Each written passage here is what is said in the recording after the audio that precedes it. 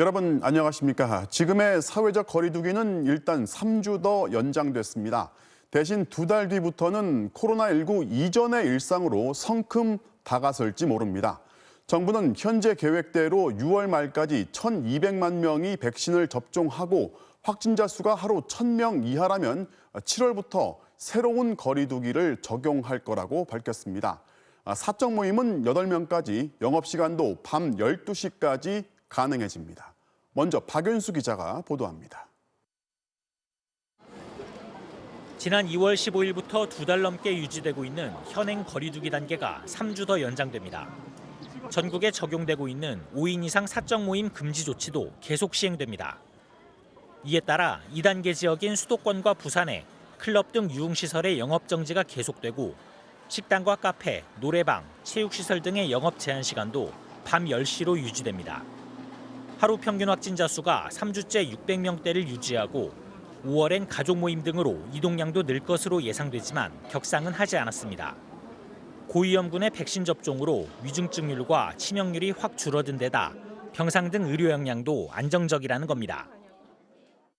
의료와 어떤 방역적 대응의 여력들이 어느 정도 있기 때문에 이러한 어떤 사회적으로 큰 희생이 요구되는 그러한 사항들은 가급적이면 억제하는 것이 좋겠다. 정부는 6월까지 하루 평균 환자 수가 1,000명 이하로 통제될 경우 7월부터는 새로운 거리두기 체계를 적용하겠다고 밝혔습니다.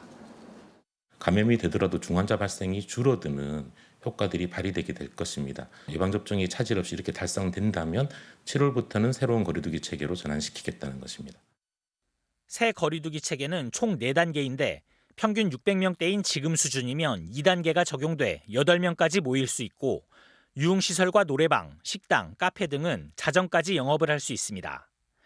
집합금지는 하루 평균 확진자 수가 2,000명을 넘겨 4단계가 적용될 때 유흥시설에만 제한적으로 적용됩니다.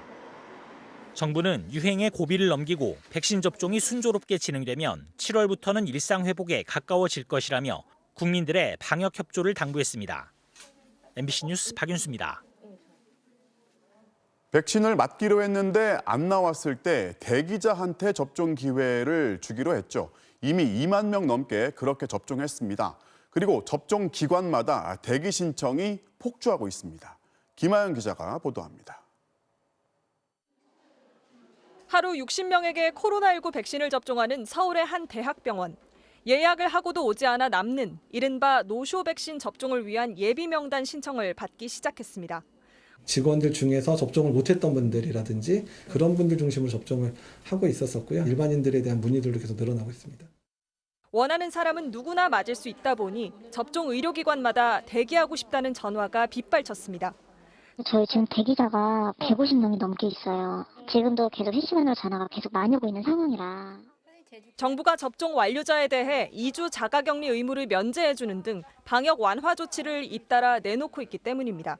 요양병원이나 시설에서도 면회객과 입원 환자 중 한쪽이라도 2차 접종을 완료했다면 대면 면회를 할 수 있게 됩니다. 어제 백신 신규 접종자는 24만여 명, 누적 접종자도 305만 6천여 명에 이르며 백신 접종은 순조롭게 진행되고 있습니다. 다만 정부는 75세 이상에 대한 화이자 백신 1차 접종 예약을 자제해 줄 것을 접종 의료기관에 요청했습니다. 화이자 백신은 접종 간격이 3주이다 보니 이달 1차 접종을 받은 사람들이 모두 5월에 2차 접종을 해야 하는데 혹시나 수급이 제때 안 되는 상황에 대비하기 위해서입니다. 충분한 물량이 확보되어 있습니다. 다만 매주 일정량으로 나뉘어 국내에 도입되기 때문에 백신 물량의 배정과 배송이 주 단위로 계획되어 정부는 1, 2차 접종 물량을 적절히 배분했어야 했다는 지적에 대해서는 고위험군에 대한 신속한 접종이 필요해 역량을 최대한 동원한 것이라고 설명했습니다. 또 5월 중하순에는 다시 1차 접종에 집중하고 6월까지 75세 이상에 대한 1차 접종을 완료할 계획이라고 밝혔습니다. MBC 뉴스 김하영입니다. 대전의 한 요양원에서는 미리 사둔 자가검사 키트가 제 몫을 톡톡히 했습니다. 의심 증상자를 자체 검사했더니 양성이 나오면서 신속하게 전수검사를 한 건데요. 이 전수검사에서는 백신의 힘이 여실히 확인됐습니다. 김광현 기자가 보도합니다. 대전 유성구에 있는 한 요양원. 어제 오전 입소자 5명이 발열과 설사 등 코로나19 의심 증상을 보였습니다. 요양원 측은 직접 구매해 보유하고 있던 신속 항원 키트를 이용해 발빠르게 자가검사를 실시했습니다. 검사 10여 분 만에 3명이 양성으로 나오자 관할 보건소에 신고했고 오후에 입소자와 종사자 66명 전원을 상대로 PCR 검사가 실시됐습니다. 이 요양원에선 매주 화요일마다 PCR 검사를 해왔는데 의심 상황이 발생하자 선제적으로 신속 항원 키트를 썼던 겁니다. 긴급하기 때문에 이걸로 우선 검사를 했고 검사 결과에 양성이 나왔기 때문에 PCR 검사를 한 겁니다. 신속하게 우리가 전체를 전수검사했다라고 보이고요. 그 결과 입소자 17명과 직원 1명 등 18명이 최종 확진됐습니다. 나머지 48명은 음성으로 나왔습니다. 특히 요양원 종사자 가운데 지난 2월과 3월에 아스트라제네카 백신을 접종받은 19명은 모두 음성이 나왔습니다. 반면 이달 중순에 접종받은 24명 가운데 7명과 아직 접종을 받지 않은 23명 중 11명은 확진 판정을 받았습니다. 방역당국은 백신의 효과도 일부 검증된 것으로 평가했습니다. 백신을 접종을 하고 나서 3주, 아스트라제네카 3주 후에 면역이 형성된다라고 보통 얘기를 하고 있는데 밀접도나 접촉력을 따져봐야 되겠지만은 백신 접종이 그래도 어느 정도는 효과를 발휘하지 않았나. 또 충남 부여에 있는 한 노인복지센터에선 자가격리 중이던 이용자 10명과 확진자의 가족 등 11명이 추가로 확진됐습니다. MBC 뉴스 김광현입니다. 문재인 대통령과 미국 바이든 대통령의 첫 번째 대면 정상회담이 다음 달 21일 백악관에서 열립니다. 회담 일정이 확정되면서 문 대통령은 예정보다 앞당겨서 오늘 백신 2차 접종을 마쳤습니다. 이번 정상회담 무엇을 논의할지 조국현 기자가 전망합니다. 청와대는 아직 확정된 의제는 없다면서도 코로나 대응 협력 방안이 논의될 거라는 점은 분명히 했습니다. 기후변화, 코로나19 등 글로벌 도전 과제에 대한 대응 협력에 대해서도 심도 있게 논의할 예정입니다. 한 청와대 관계자는 백신과 관련해선 원활한 백신 도입과 국내 생산기지 활용 방안, 그리고 원부자재 수급 방안, 이 3가지 방향으로 접근할 거라고 전했습니다. 특히 국내 생산업체가 단순 위탁 생산을 넘어 기술 이전 등을 통해 직접 생산하고 공급하는 질적 전환을 이룰 방안도 논의해 볼 거라고 했습니다. 미국 일각에서 제기된 아시아 백신 생산 허브국도 이런 맥락에서 나온 구상입니다. 청와대 관계자는 백신 생산에 중추가 되는 게 우리로선 나쁠 건 없다면서도 다만 지적 재산권 해제나 기술 이전, 국내 투자 등이 정부 간 의제로 적절한지에 대한 고민도 있다며 신중한 입장을 보였습니다. 북핵 해법 역시 우리의 관심 사안입니다. 문 대통령은 최근 바이든 대통령과 북한의 직접 대화가 필요하다고 촉구했는데 대북 정책 검토 막바지 단계에 있는 바이든 대통령의 반응이 주목됩니다. 한반도 평화 프로세스를 진전시켜 나갈 길을 찾고자 합니다. 남북과 북미 간에도 대화 복원과 협력의 물꼬가 트일 수 있기를 바랍니다. 문 대통령은 한미 정상회담 출국을 앞두고 지난 3월 아스트라제네카 백신 1차 접종에 이어 38일 만에 2차 접종을 받았습니다. 미국이 대중국 동맹 강화 차원에서 쿼드 참여를 요구할 거라는 전망과 관련해서 청와대는 의제로 제안받은 바 없다며 협력은 가능하다는 원론적인 입장만 밝혔습니다. MBC 뉴스 조국현입니다. 고 이건희 회장이 갖고 있던 삼성 계열사들의 주식을 어떻게 나눌지 상속 비율이 오늘 공개됐습니다. 재산은 가족들이 균등하게 나누되 경영권은 이재용 부회장한테 몰아줬는데요. 삼성의 지배 구조는 큰 변화가 없을 것으로 보입니다. 이유경 기자가 취재했습니다. 삼성전자, 삼성물산, 삼성생명이 오늘 주식시장이 끝난 직후 일제히 공시를 띄웠습니다. 먼저 가장 덩치가 큰 삼성전자 주식. 총 20조 원이 넘는 주식을 균등하게 나눴습니다. 홍라희 씨가 6조 8천억 원어치, 그리고 이재용 부회장과 두 여동생이 각각 4조 5천억 원씩 가졌습니다. 법정 비율대로입니다. 삼성물산 주식 7천억 원어치도 똑같이 나눴습니다. 그런데 유독 삼성생명 주식은 달랐습니다. 총 3조 3천억 원어치의 절반을 이재용 부회장이 가져갔습니다. 어머니 홍라희 씨는 상속받지 않았고 두 여동생이 나머지를 2대1로 나눠 가졌습니다. 삼성생명은 물산, 생명전자로 이어지는 삼성의 지배구조에서 가장 중요한 고리입니다. 삼성전자 주식의 7.5%를 갖고 있습니다. 이재용 부회장에게 주식을 몰아주면서 이 부회장은 단숨에 10%를 가진 개인 최대주주가 됐습니다. 경영권이 강화된 겁니다. 이재용 부회장에게 삼성생명에 대한 지분을 다수 물려줌으로 대외적으로 삼성의 지배력을 강화한다는 메시지를 줄 수 있고요. 경영권만 생각한다면 이재용 부회장에게 삼성전자 지분을 전부 주는 방법도 있었는데 그렇게 하지 않았습니다. 홍라이 씨와 두 여동생도 재산을 확보하고 앞으로 삼성전자 배당금으로 상속세 내려는 의도로 보입니다. 변수는 금산분리 원칙에 따라 현재 국회에 제출된 보험업법 개정입니다. 이 법이 통과되면 삼성생명은 삼성전자 주식의 절반 이상을 팔아야 합니다. 하지만 그렇더라도 이 주식을 삼성물산이 사들이는 방식으로 이재용 부회장의 지배력은 유지될 것으로 보입니다. 이재용 부회장 가족들은 오늘 서울 용산세무서에 우선 2조 원의 세금을 납부했습니다. 나머지 10조 원은 5년에 나눠내게 됩니다. MBC 뉴스 이유경입니다. 서울 한강공원에서 실종된 대학생 손정민 씨. 오늘 실종된 지 엿새 만에 숨진 채 발견됐습니다. 유족들은 시신의 머리에 큰 상처가 있었다면서 철저한 조사를 요청했습니다. 이재민 기자가 취재했습니다. 한강 잠수교 옆에서 구조대원이 시신을 안고 헤엄칩니다. 경찰 배가 다가가 시신을 끌어올립니다. 무사히 돌아오길 간절히 바랐지만 22살 손정민 씨는 실종 엿새 만에 결국 숨진 채 발견됐습니다. 실종 전 편의점 CCTV 카메라에 찍힌 옷차림 그대로였습니다. 손 씨가 발견된 곳은 실종 장소에서 겨우 수십 미터 떨어진 곳. 물에 떠내려오는 시신을 민간 구조사가 보고 구조견을 보냈습니다. 수상한 물체가 떠내려오길래 다가가는 순간에 시신이 뒤집히면서 얼굴 부분하고 옷 부분이 노출된 거예요. 큰 우려가 있어가지고 놓고 오라 그랬어요. 보고 싶고 안고 싶었던 하나뿐인 아들. 다시 볼 수 없어도 살아만 있어 달라던 아버지의 간절한 바람은 이루어지지 않았습니다. 어머니는 그 자리에서 주저앉았습니다. 아버지는 차마 이대로 보낼 수 없어 아들을 덮은 천을 자꾸 들춰봅니다. 그런데 아들의 마지막 모습에서 아버지는 뭔가 이상한 부분을 발견했다고 했습니다. 얼굴이 너무 깨끗해서 다행이었어요.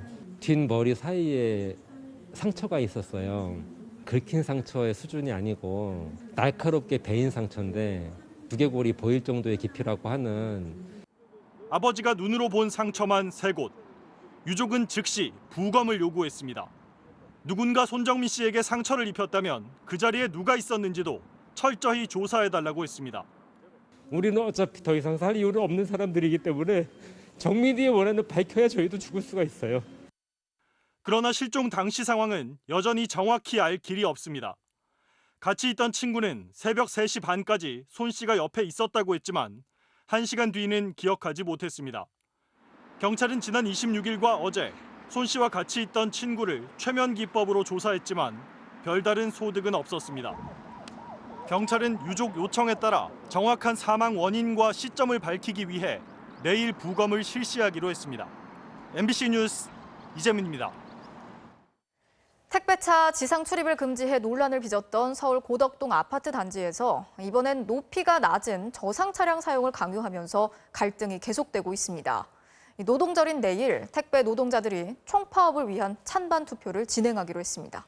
김성현 기자가 전해드리겠습니다. 서울 강동구 고덕동의 한 아파트 단지. 택배 차량의 단지 내 진입이 금지돼 기사들이 손수레로 택배를 나르고 있습니다. 배송 시간은 크게 늘었고 힘도 더 들지만 택배비를 더 받는 것도 아닙니다. 아파트 측은 그렇다면 높이가 낮은 저상차에 택배를 실어 지하 주차장으로 다니라고 결정했습니다. 저상차로 배송하는 택배기사. 허리를 90도까지 꺾고 무릎까지 구부렸지만 머리와 등이 천장에 닿을 듯합니다. 적재실 높이는 1.3m, 일반 택배차보다 50cm 이상 낮기 때문입니다.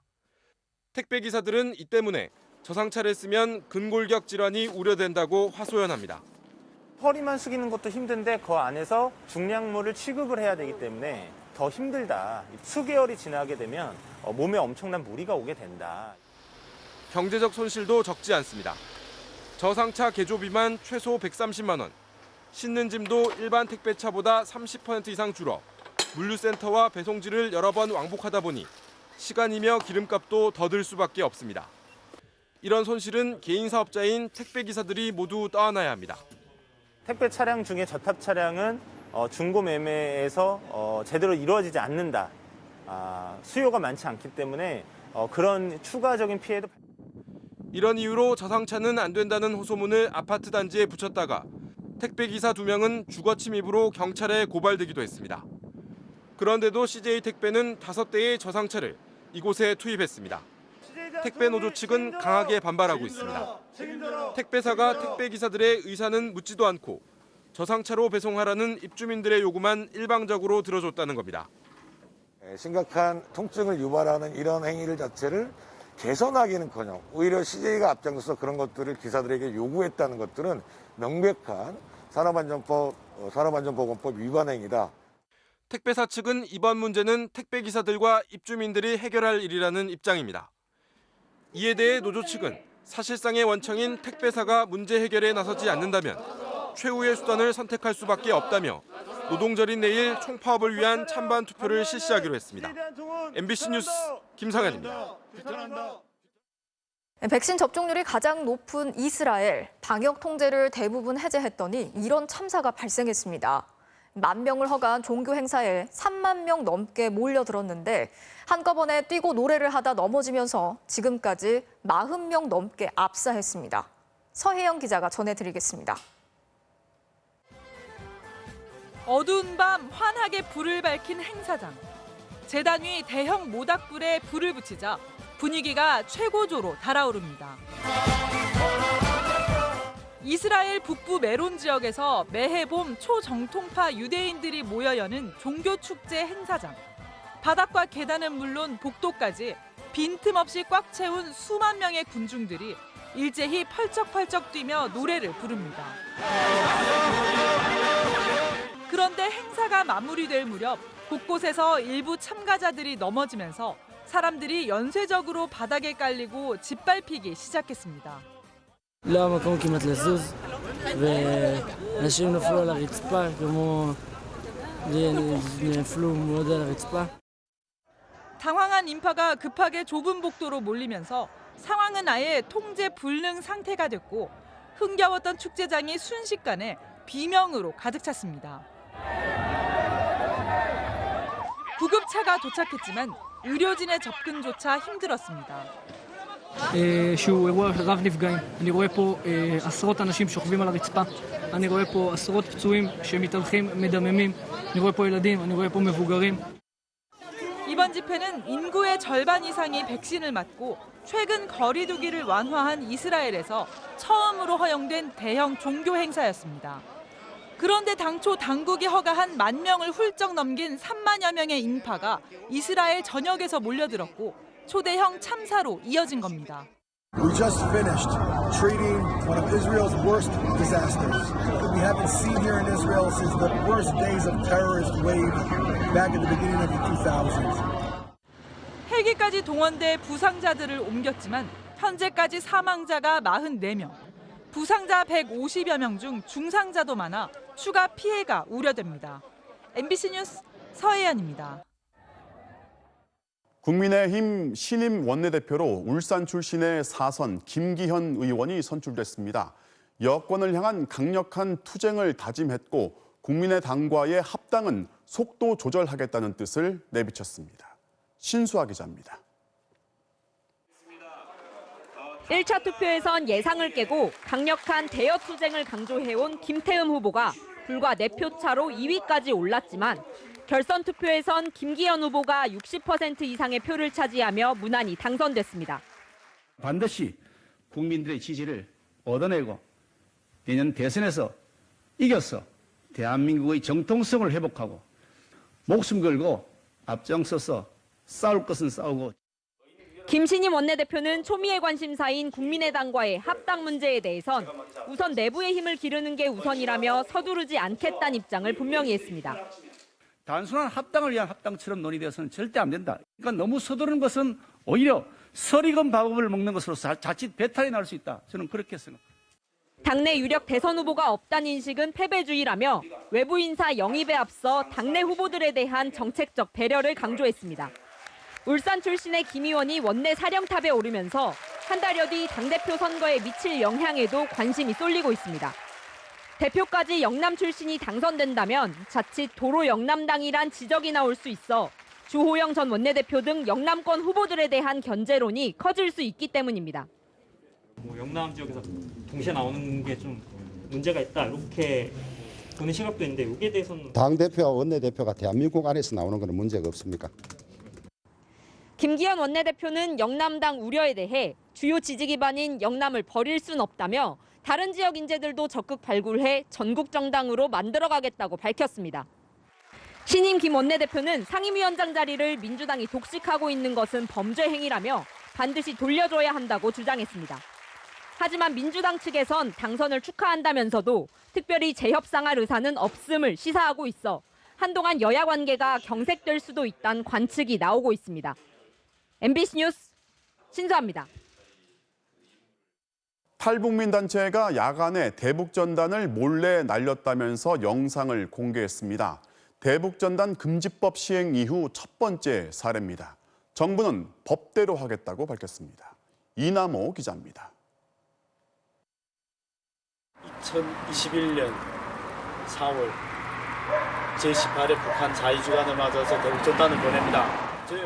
탈북민 단체 자유북한연합이 이번 주 접경 지역에서 대북전단을 날렸다며 공개한 영상입니다. 이들은 대북전단 50만 장과 1달러 지폐 5천 장을 대형 풍선에 달아 2차례 북한으로 날려보냈다고 주장했습니다. 지난달 이른바 대북전단 금지법이 시행된 뒤 처음으로 대북전단 살포에 나선 겁니다. 경찰은 즉시 수사에 나섰습니다. 일단 광화도의 한 펜션 등에서 전단을 띄운 것 자체는 사실로 보이는데 실제로 북한에 도달했는지 여부는 확인되지 않고 있습니다.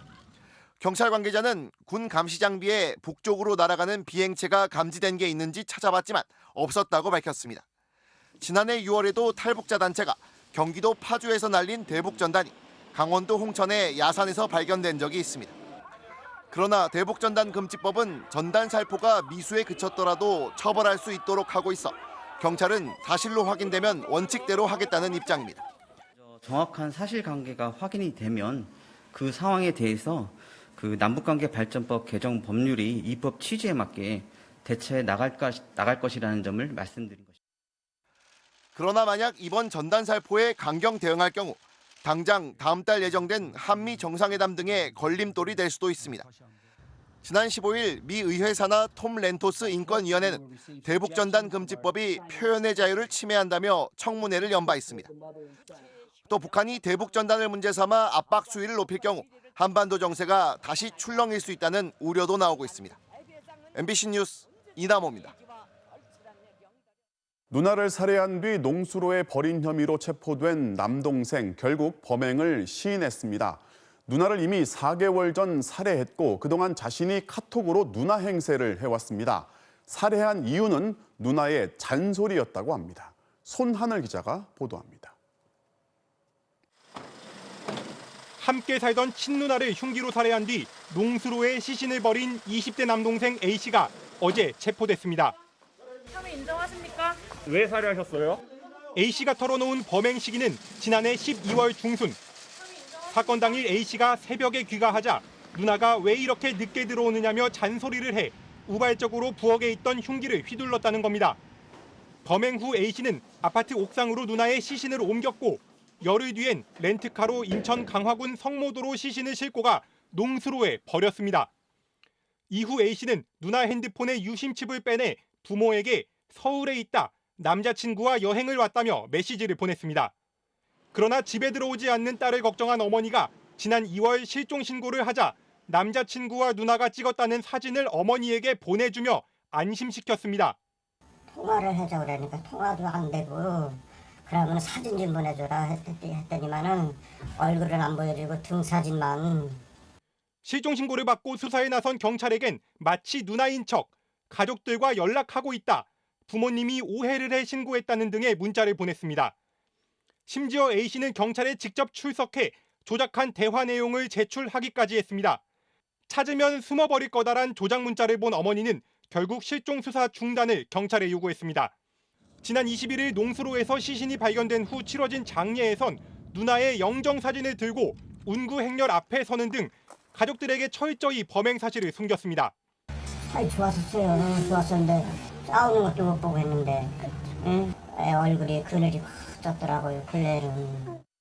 A씨는 우발적 범행임을 강조하고 있지만 숨진 누나의 시신은 흉기로 공격을 당한 흔적이 25곳이나 발견됐습니다. 왜 이렇게까지 했냐고 묻자 A씨는 놀라며 그렇게나 많이 찔렀나요? 라고 되물은 걸로 알려졌습니다. 경찰은 정확한 범행 동기를 파악하기 위해 프로파일러를 투입하고 A씨를 상대로 사이코패스 검사도 벌일 계획입니다. MBC 뉴스 손하늘입니다. 국민의힘 유상범 의원이 변호사 시절 대리수술 사망 사건이 발생한 병원을 위해 사건 은폐를 자문했다는 의혹 얼마 전 보도해 드렸습니다. 변호사가 범행 은폐를 자문해 줬다면 중징계 사안이지만 변호사협회는 그동안 아무것도 하지 않았습니다. 피해자도 가만히 있는데 굳이 나설 이유가 없다는 겁니다. 그러자 유족들이 협회가 제 식구 감싸기를 한다면서 정식으로 진정을 제기했습니다. 윤상문 기자가 보도합니다. 지난 2018년 경기 파주의 마디편한 병원에서 대리수술을 받은 환자 2명이 잇따라 숨진 사건. 당시 변호사였던 국민의힘 유상범 의원은 사건 발생 한 달여 뒤 병원 측과의 상담 자리에서 거짓 증언을 조언했습니다. 이 나서서 하면은 나서서 막아주면은 가능해요. 했습니다. 했는데 나도 모르겠습니다라고 가면 돼. 왜 그런지 모르겠는지. 실제로 수술한 사람은 따로 있지만 A 원장이 했다고 거짓 증언을 하면 무혐의도 받을 수 있다고 했습니다. 그러면서 A 원장에 대한 금전적 보상을 해주라고 제안합니다. 상황 페이백이 있어야지. 원장이 거치라고 하는 거를 누가 하냐. 김 원장이 해주셔야 돼요. 그걸 우리가 해주면은 범죄를 은폐하는 공범이잖아. 위증 교사는 변호사 윤리에 위반될 뿐 아니라 실제 허위 진술로 이어지면 범인 은닉 교사죄로 처벌될 수 있습니다. 하지만 법조계 어디에서도 유 변호사에 대한 문제 제기는 없었습니다. 변호사협회는 진정이나 고발이 없다는 이유로 검토할 생각조차 하지 않았습니다. 결국 피해자 유족들은 이달 초 서울변호사회에 직접 진정을 제기했습니다. 그런데 서울변호사회는 사건이 각하될 수 있다는 말부터 했습니다. 유상범 변호사와 직접적인 수인 관계는 아니잖아요. 그대로 각하 처리를 하는 것이 맞을지. 유상범 변호사의 고객, 즉 병원 측만 문제 삼을 자격이 있다는 겁니다. 우여곡절 끝에 조사가 시작되긴 했지만 징계가 제대로 이뤄질지도 미지수입니다. 위증교사 등으로 변호사가 징계를 받은 경우는 거의 없고 실제 허위 진술을 도운 사실이 인정되더라도 과태료 처분에 그쳤습니다. 검찰 역시 수사 과정에서 변호사의 윤리 위반 행위 등을 알게 될 경우 변론 여부와 관계없이 징계 개시를 신청해야 합니다. 하지만 고양지청은 녹취록 등 증거가 뻔히 있는데도 아무 조치를 취하지 않았습니다. 나 진짜 모르고 가진 거 없고 앱도 없고 이러니까 계속 피해자일 수밖에 없구나. 일상적인 일이라고 생각하지 않으시더라고요. 자기들은 아무것도 아니에요. 피해자 범죄들은 다 고통받고 있는데. 변호사협회는 서울지방변호사회의 조사 결과가 나오면 징계 청구를 검토하겠다는 입장입니다. MBC 뉴스 윤상문입니다. 코로나19 발생 이후 국경을 사실상 완전 봉쇄했던 북한이 중국과의 교역 재개를 준비하고 있습니다. 1년 넘게 닫혀있던 철로에 대한 최종 점검이 진행되면서 화물열차 운행 시점이 임박해 보이는데요. 북중 접경 도시 단둥에서 김희용 특파원이 취재했습니다. 압록강 건너 북한 땅으로 걸쳐 있는 압록강 철교 1km 길이의 중조 우이교입니다. 중국과 북한을 잇는 열차는 지난해 상반기에 마지막으로 이 철교를 통과했습니다. 最近没看了那个。现在闭关了，都闭关了。几年了？就有疫情的时候就开始闭关了。 이곳 단둥에선 저 철교 위로 북한 신의주 방향으로 가는 열차가 통과할 것이란 말들이 이미 공공연합니다. 하지만 시점은 이달 중순이었다가 하순이었다가 다시 다음 달 초순까지 조금씩 미뤄지고 있지만 그만큼 임박했다는 신호로 받아들여지고 있습니다.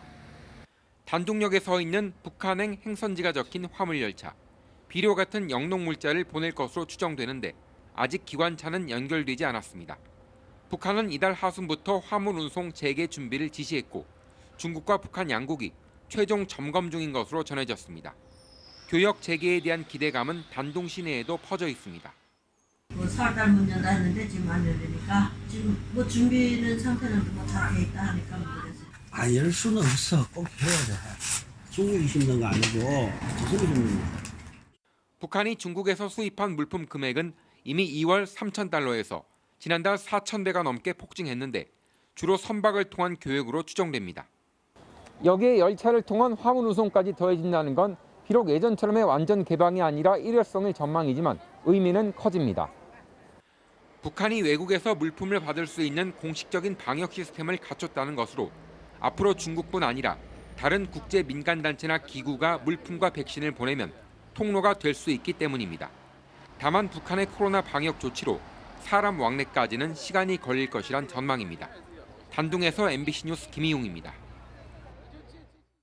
제주의 한 고등학교 교실 사물함에 신원을 알 수 없는 여성이 토끼 사체를 두고 달아나는 일이 벌어졌습니다.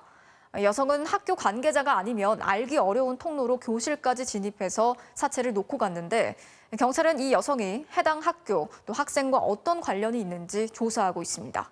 박성동 기자가 취재했습니다. 일요일인 지난 25일 밤 제주 시내의 한 도로. 긴 검은 치마에 모자를 푹 눌러쓴 중년 여성이 버스 정류장으로 걸어갑니다. 신발은 신지 않았고 왼손엔 뭔가를 들고 있습니다. 잠시 뒤 한 버스에 올라타고 떠납니다. 바로 직전 이 여성은 인근에 있던 한 여자 고등학교에 다녀왔습니다. 다음 날 그 여고 3학년 교실의 사물함에선 부패한 토끼 사체가 발견됐습니다. 이 여성이 넣어놓고 간 것으로 추정됩니다. 근데 민감한 상황에서 계속 언론에서 이렇게 나가니까 답변을 못 드리는 건 월요일까지 상황을 지켜봐 주시라고. 신고를 받은 경찰은 해당 여성이 저녁 7시 40분쯤 교실로 향하는 모습을 CCTV로 확인했습니다. 토끼 사체를 두고 나오기까지 걸린 시간은 단 10분이었습니다. 눈에 잘 띄는 중앙 현관문이 열려 있었지만 이용하지 않았고 학교 관계자들이 아니면 알기 어려운 통로를 이용했습니다. 학교 건물의 내부 구조를 잘 아는 사람으로 추정됩니다. 휴일이었지만 학교에선 중간고사를 준비하느라 몇몇 교사들이 근무 중이었습니다. 이 때문에 보안 장치가 해제된 상태였고 이 여성은 누구의 제지도 받지 않고 드나들었습니다. 이 외부인 출입이 자유자재로 되는 것도 좀 우려스럽기도 하고 경찰 과수사들도 왔다 갔다 하고 들어서 또 이런 일이 생기면 무섭기도 하니까. 용의자는 학교에서 나와 이곳 정류장에서 시내로 향하는 버스를 타고 유유히 사라졌습니다. 증거를 남기지 않으려는 듯 버스 요금은 현금으로 낸 것으로 확인됐습니다. 경찰은 목격자와 CCTV 영상 등을 토대로 이 여성을 추적하고 해당 학교나 학생들과 어떤 관련성이 있는지 수사하고 있습니다. MBC 뉴스 박성동입니다. 서울 강남의 한 골목길에서 80대 운전자가 몰던 승용차 한 대가 엄청난 속도로 달려와서 건물 1층에 있는 미용실로 돌진했습니다. 미용실 안에 있던 손님 한 명이 숨졌고 직원 등 2명이 다쳤습니다. 고재민 기자가 취재했습니다. 오늘 오전 11시 25분쯤 서울 서초동의 한 골목길. 전화통화를 하는 남성 옆으로 승용차 한 대가 엄청난 속도로 지나갑니다. 차와 부딪힌 오토바이 2대가 동시에 날아갈 정도였습니다. 승용차는 건물 유리벽을 뚫고 그대로 1층 미용실로 돌진했습니다. 차량은 미용실 안쪽 벽을 들이받고서야 멈췄습니다. 대포 쏘듯이 쾅 하는 소리가 너무 크게 나서 저쪽부터 이제 빠른 속도로 내려오다가 오토바이 3대를 순차적으로 치고 저기 미용실 안까지 들어가 버린. 돌진한 차량 아래에서 발견된 손님 한 명은 병원으로 옮겨졌지만 숨졌습니다. 직원 한 명도 크게 다쳐 치료를 받고 있습니다. 사고의 충격으로 출입문과 유리창은 모두 깨져 입구는 뻥 뚫려 있고 가게 안은 부서진 서랍과 의자들로 엉망이 됐습니다. 차량은 앞부분이 형체도 없이 찌그러졌고 운전자도 경상을 입었습니다. 운전자는 82살 남성이었는데 음주 상태는 아닌 것으로 확인됐습니다. 이 남성이 몰던 차량은 골목에 주차돼 있던 오토바이 세대와 어린이용 승합차까지 들이받았습니다. 목격자들은 당시 사고를 낸 차량의 속도가 엄청났다고 전했습니다. 스포츠 운동 센터가 애기들 상대로 하는 거여서 그 애기들 태우는 이제 노란색 수납 차량이 있었는데 애기들 왔다 갔다 하는 시간이면 더 큰 사고가 났을 텐데. 경찰은 주변 CCTV와 목격자 진술 등을 토대로 정확한 사고 경위를 조사 중입니다. MBC 뉴스 고재민입니다. 수십 년 동안 주민들이 오가던 충남 부여의 한 마을 길이 어느 날 갑자기 대형 콘크리트 블럭에 막혀버렸습니다. 주민들은 가까운 길을 놔두고 몇백 미터씩 돌아서 집을 오가고 있다는데요. 무슨 사연인지 김윤미 기자가 취재했습니다. 주민 200여 명이 사는 충남 부여의 한 시골 마을입니다. 한 주민이 길 한복판에 있는 가슴 높이의 블록을 힘겹게 넘어갑니다. 누군가 마을 안길에 30m 간격으로 콘크리트 블록을 성처럼 쌓아 막아버린 겁니다. 가로 세로 1m, 한 개의 무게만도 900kg에 달합니다. 한 600m 정도 돌아서 버스를 타야 되고 뭐 시장 같은 거 뭐 물건을 파고 와도 그걸 다 들고 다니니까 애로도 많고. 국도와 이어진 가장 가까운 마을길이 끊긴 건 지난해 8월입니다. 인근 공장 부지를 사들인 업체가 폐기물 처리업 허가를 받으려다 실패하자 콘크리트 블록을 세워 마을길 100m를 막아버렸습니다. 그래서 법원에 가서도 우리가 참 수차례 대행했네 1년인가 지나서 우리가 이겼어요. 그런데 그 후로는 이제 여기 길을 막고 우리 통행을 못하게 하고. 반면 길을 막은 업체 대표는 주민들이 먼저 사업을 방해했기 때문이라고 주장합니다. 공장 인허가를 제대로 받기 위해 연결도로를 더 넓히려는데 마을에서 해당 부지를 쓰겠다고 허가받은 뒤 화단과 표지석을 만들어 가로막았다는 겁니다. 내 땅으로 남의 땅으로 다니는 건 위법이다. 내 길도 막았는데 당신네들이 내 땅으로 다니면 방법이 잘못된 거 아니냐. 사업주는 일반 교통방해 혐의로 처벌을 받게 됐지만 벌금을 내면 그만이라며 버티고 있습니다. 지자체는 난감하다는 입장만 내놓고 있습니다. 사용승 낙이라든가 주민들 소유권자가 기부를 이렇게 마을에다가 했는데도 불구하고 법적으로다가 소유권 이전을 안 하다 보니까 지금 와가지고 소유권이 그대로 사유재산으로 살아 있어서. 갈등이 커지면서 사업주의 손실은 늘고 있고 고령의 마을 주민들은 먼 길을 돌아가는 불편함을 호소하고 있습니다. MBC 뉴스 김유미입니다. 탐사기획 스트레이트의 이지선 기자가 방송기자연합회가 선정하는 이달의 방송기자상 기획보도 부문을 수상했습니다.